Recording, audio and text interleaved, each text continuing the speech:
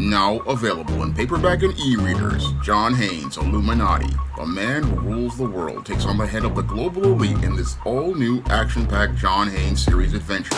Get your copy of John Haynes' Illuminati in paperback and e-readers at Amazon.com and online booksellers everywhere.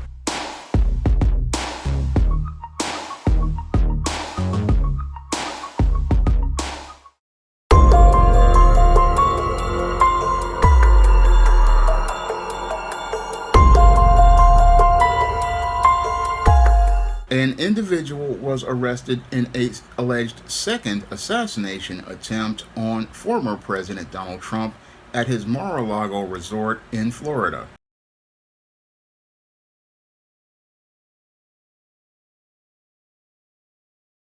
Officials are about to hold this press conference that you see after shots were fired in the vicinity of former President Trump at his golf club in West Palm Beach, Florida. The Trump campaign says the former president is safe. Let's listen to the latest from officials. Call came out, shots fired. That was called in by the Secret Service. Because we're in constant contact with them all the time, we were notified of that, and we had units here that immediately sealed off the area. Fortunately, we were able to locate a witness that came to us and said, hey, I saw the guy running out of the bushes. He jumped into a black Nissan, and I took a picture of the vehicle and the tag, which was great. So we had that information. Our real-time crime center put it out to the license plate readers. And we were able to get a hit on that vehicle on I-95 as it was headed into Martin County. We got a hold of Martin County Sheriff's Office, alerted them, and they spotted the vehicle and pulled it over and detained the guy. After that, we took the witness that witnessed the incident, flew him up there, and he identified as the person that he saw running out of the bushes and jumped into the car. Now, in the bushes where this guy was, is a AK-47 style rifle with a scope, 2 backpacks which were hung on the fence that had ceramic tile in them, and a GoPro, which he was going to take pictures of. So those are being processed right now. The Secret Service agent that was on the course did a fantastic job. What they do is they have an agent that jumps one hole ahead of time to where the president was at. And he was able to spot this rifle barrel sticking out of the fence and immediately engage that individual, at which time the individual took off. So that's what we know about the investigation. We have somebody in custody right now that is a potential suspect. We got a little bit more work to do on it, but as we usually do, as soon as we decide that we're going to book him into the county jail and the charges that he's going to be booked into, we'll get those to you and we'll get a picture of him and we'll get you his background. So now I'm going to turn it over to the representative of the Secret Service, and he's going to make a brief statement. Hi, good afternoon, everyone. I first want to thank all of our law enforcement partners, to include the Palm Beach Sheriff's Office and the Martin County Sheriff's Office, for their involvement today. Former President Donald Trump is safe and unharmed following a protective incident shortly before 2 p.m. on Sunday at Trump International Golf Club at West Palm Beach. The U.S. Secret Service personnel opened fire on a gunman located near the property line, and this matter is under investigation. I'll turn it over to my partners over at the FBI.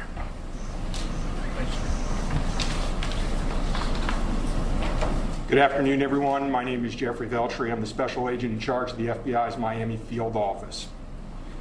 The FBI has assumed the role as the lead federal law enforcement agency in the investigation of the incident that occurred earlier today at Trump International Golf Course here in West Palm Beach, Florida.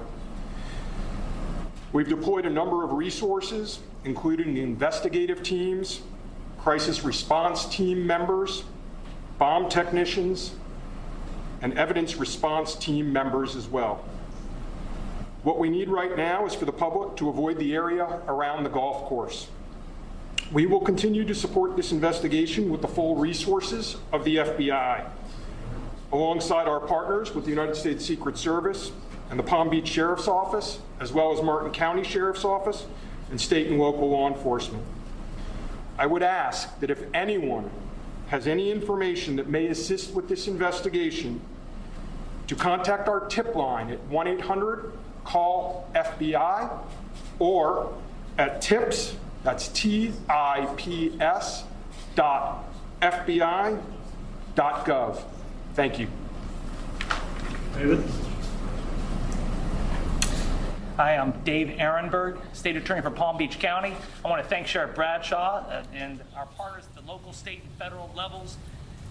I'm here because... So we've just been getting an update from officials on those shots fired on the same golf course where Donald Trump, he was golfing at the time on the 5th hole. He later said that he heard popping sounds. Let's take a look at some of the images of former president's motorcade. The FBI has taken the lead and is now investigating this as a possible assassination attempt. ABC News has learned that an assault-style rifle was found at the scene. Now, in this alleged incident that took place on Sunday, 58-year-old Ryan Routh, who had allegedly been stalking the Mar-A-Lago resort for 2 weeks, allegedly snuck into the bushes of the 5th hole of the golf course and allegedly took out an AK-47 rifle and allegedly looked to point this weapon at former President Trump as he was playing the 5th hole of golf.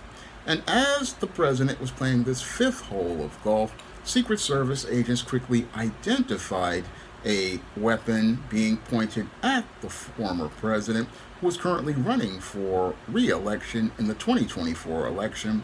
And after this man allegedly got a shot off, the Secret Service quickly returned fire. And as they returned fire, this is where Ryan Routh allegedly fled the scene.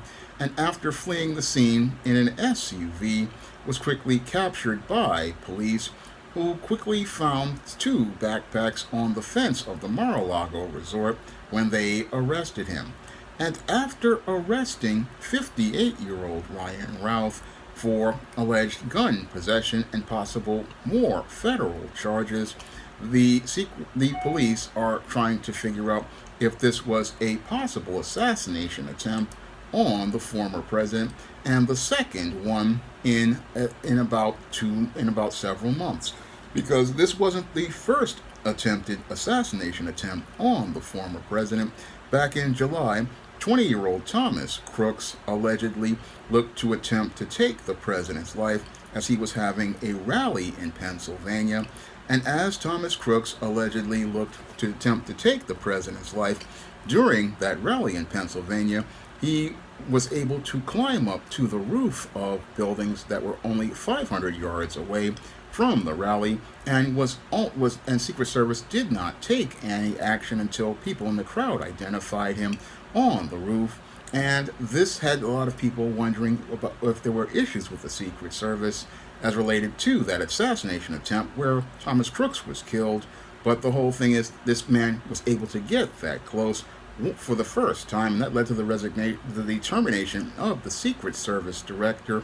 And this second assassination attempt makes people wonder if there is some sort of thing that has people going out looking to attempt a second assassination attempt on the president.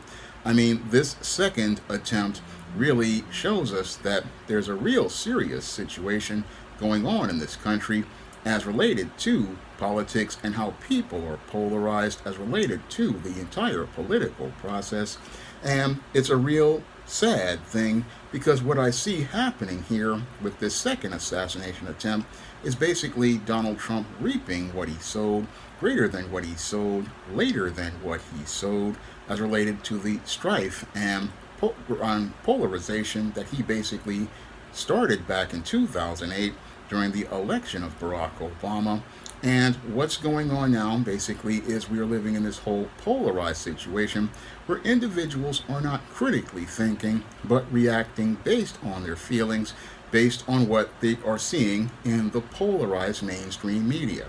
Now, when I take a critical examination of Ryan Routh, he, like Thomas Crooks, definitely fits the pattern and profile for beta males that I talk about in my book, The Man Crisis. And when I look at Ryan Routh's background, he's one of these individuals who basically is one of these individuals who is caught up in a rose-colored reality regarding politics. And because he's not living in the real world and is caught up in his feelings regarding the political rhetoric that has been sowed on mainstream media platforms, which express their clear bias on both the left and the right side, this man is not really critically thinking about the information being presented to him and really thinking about it objectively to the point where he understands that while this news is being presented, you cannot act on this news. And again, he's acting on this stuff emotionally because he's caught up in the politically polarized environment and not really, again, critically thinking about what's being presented to him. Now, when it comes to these election cycles, ever since about 2008, they have become extremely polarized, and they've become extremely polarized based on race as related to things, because with the election of Barack Obama, upset a lot of people who are white and non-black, because this basically shattered their smooth world, because they never thought a black man would rise to political power like Barack Obama.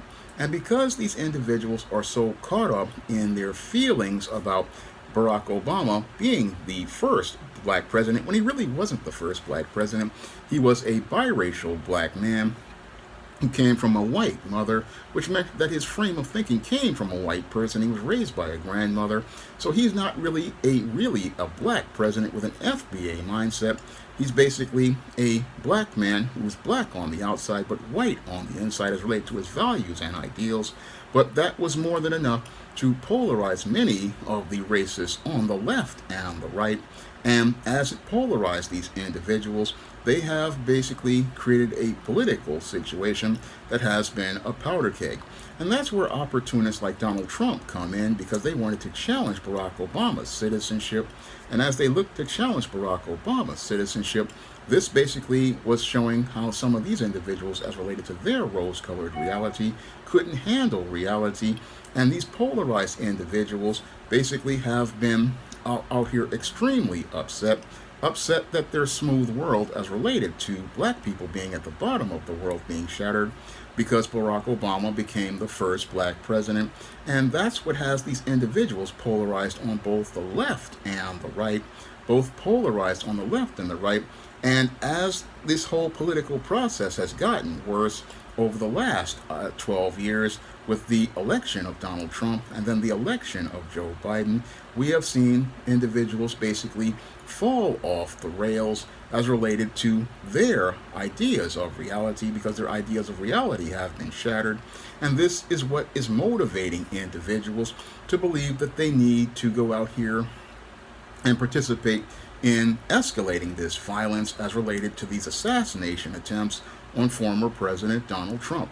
What motivates these individuals to look to participate in these alleged assassination attempts is their whole idea of this covert contract they've created.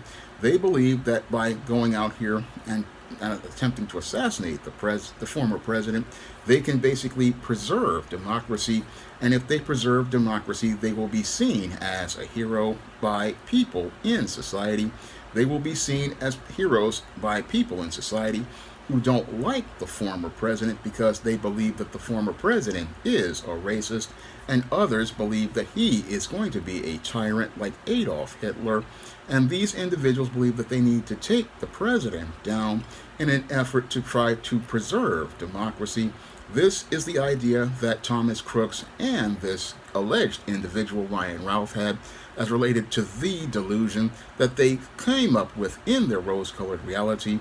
And they hoped that if they were to take the life of the former president, they would be seen as heroes and seen as preservers of democracy. But in reality, these men are not really preserving any sort of democracy. No, what they are basically participating in is a lack of self-control, and a lack of self-control because these individuals basically want to try to stop the political process of this country and want to get in the way of we the people before we can go out here and vote for whatever candidate that we choose. No, what happens with these individuals is basically what they want to do is go out here and take away your choice of candidate that you vote for before you can vote for them, because as they sat there and sat in these political echo chambers listening to all of this rhetoric that is spewed by both the left and the right, these individuals believe that the process is something that can't be trusted because, again, these individuals don't believe that they can trust the American people. They believe that the American people's choices cannot be trusted. So they want to go out here and look to take action on their own. And they want to take action on their own because, again, in their rose-colored reality, this will make them a hero. But in actuality, these are individuals who, again, are acting on their own as villains overall, acting as villains because these individuals, again, they want to go out here and take away your choice based on the political rhetoric they have sat there and listened to in their echo chambers. Now, when it comes to this Ryan Ralph, this is a guy who basically is one of these leftists who basically was out here fighting for Ukraine as a again, out here, a volunteer soldier. And now that he's come back, he wants to go out here and look to go after the president because he fears that the president will, Donald Trump will end the Ukraine war, and he fears that if that happens, the Russians will take over Ukraine. And this is why he believes that if he has to take action, because he fears that Donald Trump may possibly win because the polls between him and Kamala Harris are so close. And because the polls are so close, he wants to take some action because, again, this man has no faith in our Constitution, no faith in we the people to make the choice of who we want to be president, and believes that he needs to take action to ensure that democracy is preserved. But the great irony here is that this isn't about preserving democracy. This is all about making sure that this man's world remains smooth, where he doesn't have to deal with the conflict of a possible another term of Donald Trump being president of the United States. This is what this man basically feared, and this is what motivated him to stand outside of the Mar-A-Lago resort and camp outside the Mar-A-Lago resort for 2 weeks, waiting for the opportunity to go and try to attempt to assassinate the former president, similar to the way that Thomas Crooks basically got so polarized that he basically waited for his opportunity, and basically shows us how the entire political process in this country has deteriorated over the last 16 years. I mean, the entire political process since 2008 has deteriorated, where many of these racists on the right and the left are basically not able to deal with the reality of Barack Obama being elected, and further on the far left and the far right, they also can't deal with the idea of Donald Trump getting an opportunity at a second term. They can't deal with that reality, and because they can't deal with that reality, many of these people are basically losing their minds to the point where they, one, can't navigate through their emotions regarding the outcome of an election, and two, acting impulsively on their feelings, never thinking critically about the consequences of their actions regarding what they're doing. Because this guy, again, at 58 years old, basically sitting here going to look to assassinate a former president, believing that this will again save democracy. But that doesn't again save democracy at all. It may sate the feelings of those on the far left regarding their feelings about Donald Trump, but it doesn't really again show us how to again deal with this whole dysfunctional political process that has fallen apart in this country. Because in a healthy country where there's a healthy political process, a candidate can lose an election and people can go on with their lives.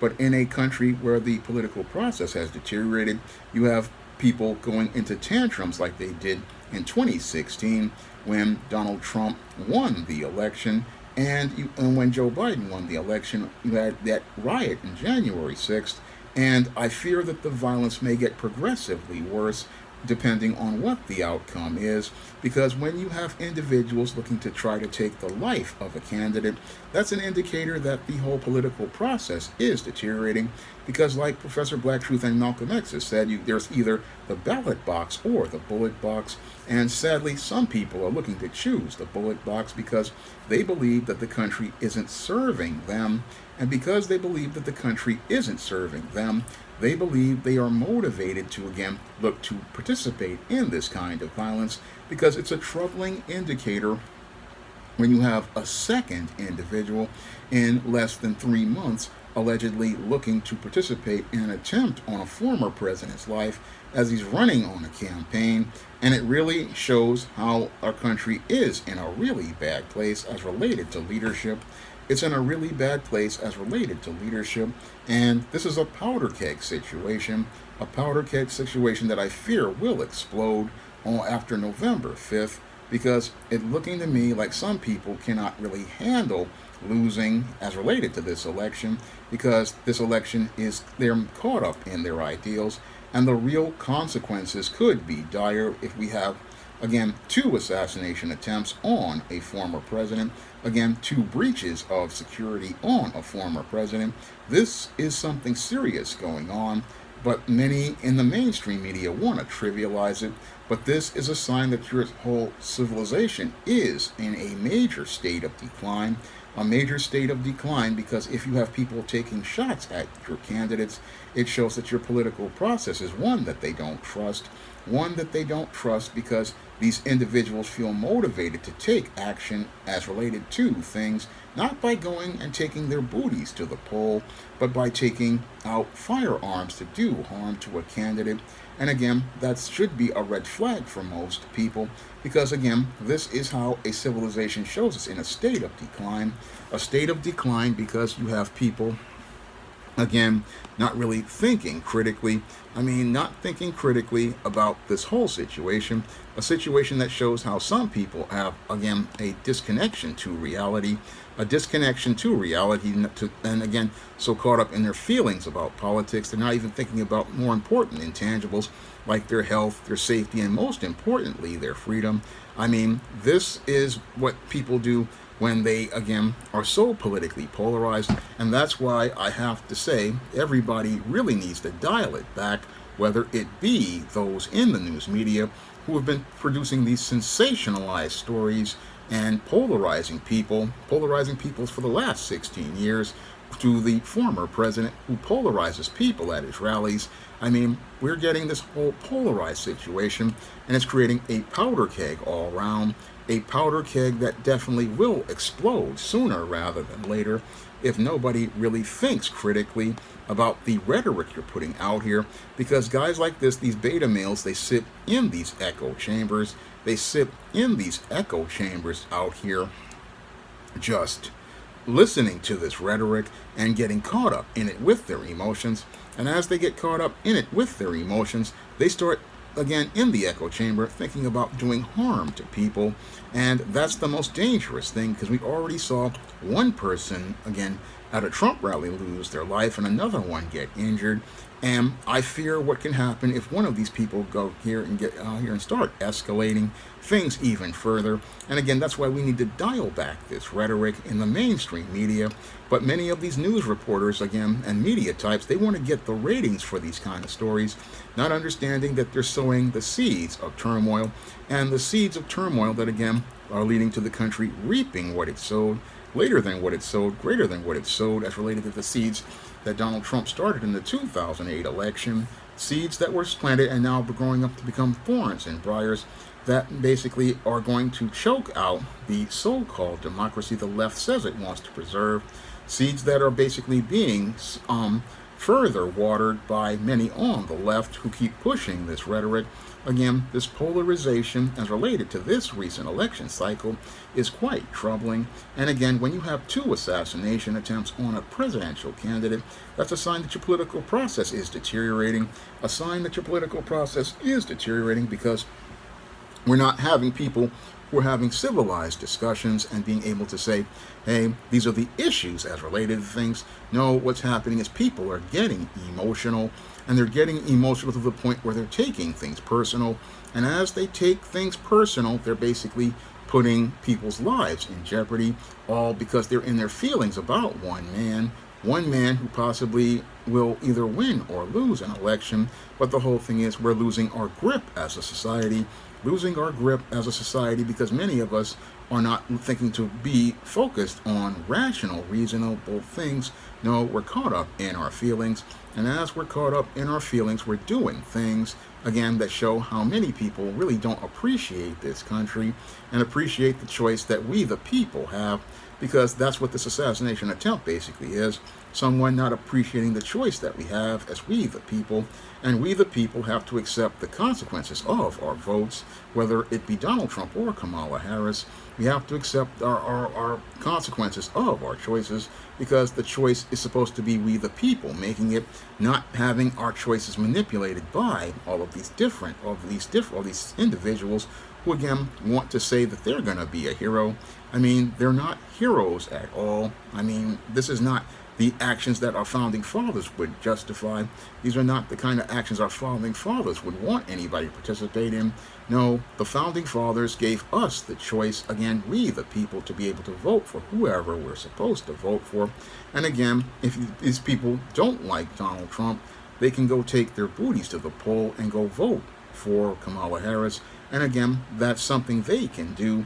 But the whole thing is the whole political process has become polarized, and the polarization really we have to dial this stuff down, because if we don't dial this whole polarization down, what we're going to have are a bunch of emotional people who are going to undermine our country and take it into chaos, because that's what happens when you have people who are caught up in their feelings. People who get caught up in their feelings don't think about the consequences of their actions and how they can basically damage an entire nation and destroy an entire civilization. That's what nobody's really thinking about regarding this whole situation. And again, I am no supporter of Donald Trump. I am no supporter of Kamala Harris. I am an American citizen who loves this country, and it really hurts me to see this country in the sad state of affairs that our union has become. Now, if you want to pick up some of my books on the SJS Direct Imprint, you can find those books on Amazon.com in paperback and Kindle format. You can also find them at other online booksellers like Draft to Digital, Google Play, Barnes & Noble, and big box retailers like Walmart and Target. And if you'd like to see me make more videos that are not political, you can drop a donation to the Patreon, the PayPal, or the Cash App by clicking the links in the description box. That's all I have to say for this video. You can comment, rate, and subscribe. Now available in paperback and e-readers, Isis, Dark Incubus. The goddess next door gets enthralled in a romantic entanglement with an evil incubus in this all-new Isis series adventure. Get your copy of Isis, Dark Incubus in paperback and e-readers today. Now available in paperback and e-readers, A Steam Horror in the Hamptons. The aspiring angel tries to escape a house of horrors in this action-packed, all-new Esteem series adventure. Get your copy of Esteem Horror in the Hamptons in paperback and e-readers at online booksellers everywhere. Support Black-owned and Black-operated digital broadcast media. www.niceradionetwork.com. Nice Radio Network, broadcasting 24 hours a day, 7 days a week.